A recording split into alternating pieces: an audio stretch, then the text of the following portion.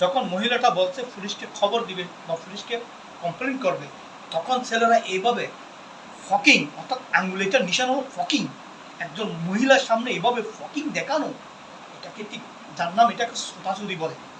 একজন মহিলার সাথে এইভাবে অভদ্র ব্যবহার করা, এটা একটা মেয়ের বুকের মধ্যে ওনার না থাকায় প্রকাশ্য রাস্তার মধ্যে যেভাবে হেনস্থা করা হচ্ছে, আপনারা আগে একটু ভিডিওটা দেখুন।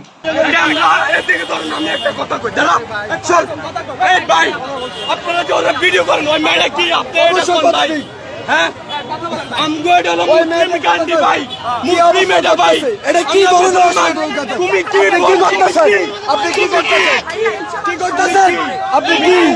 কি এই ভাই ও কি বন্ধ ভাই, ও কি এটা ওইটা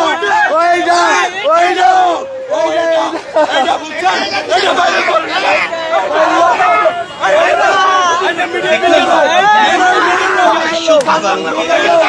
রাস্তার উপর এইভাবে একজন মহিলাকে 2-4-20 জন যুবক হেনস্থা করা, এটা কি ঠিক? মেয়েটার গায়ে ওড়না নাই, বেশ ভালো কথা, তাই বলে মহিলাকে হেনস্থা করতে হবে? এই 20-30 জন যুবক মিলে, এটা কেমন দেশ, কেমন মব সন্ত্রাস এটা, যেখানে নারীরা নিরাপদ নয়। নারী তো পোশাক, সেই তো শালীন পোশাক পরেছে, বরং তার বুকের উপর তো ওড়না নাই, এটা আধুনিকতা হতে পারে, এটা কোনো দোষের কথা নয়।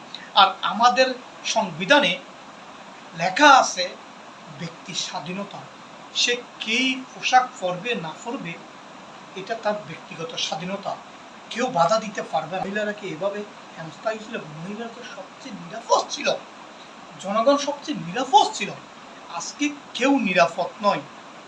একজন ঘর থেকে বাইরে হলে একজন মহিলা সেই নিরাপদে আবার ঘরে ফিরতে পারবে, তা কোনো নিরাপদ নাই।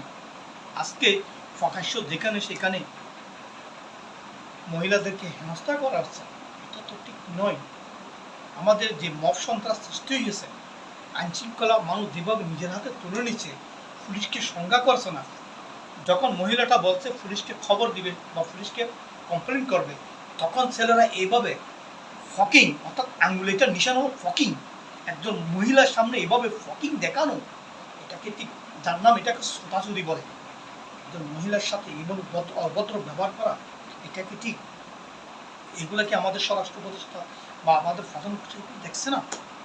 কেন আজকে মানুষ অনিরাপদ?